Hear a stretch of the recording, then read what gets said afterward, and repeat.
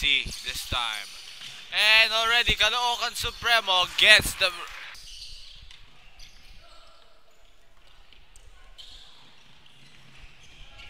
And that time is good. Lucas, and still may nabasa. Great anticipation on that pass. Floater shot, and that one is good for Renzo Makatangay.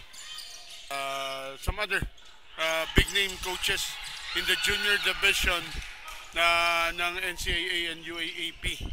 So, ng Elite Passion at you are under 2000 or you're born 2004 and up, 2004, 2005, 2006. Nandun si Coach Rob Labagala, magpakitang Supremo. And the 3-point shot is good.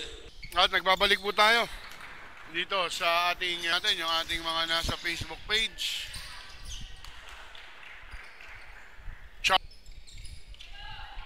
And a steal by Caloocan Supremo, and that will be an easy 2 points. Halo sa rebound doon.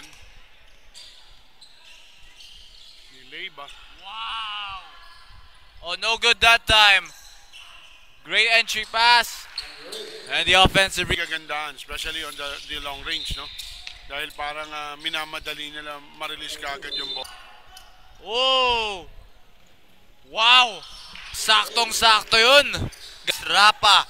Ayun ata si number 17. Nakikita natin kanina, Al Francis Rapa.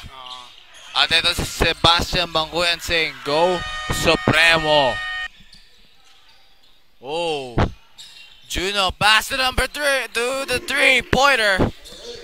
Coming from Renzo Makatangay. And oh!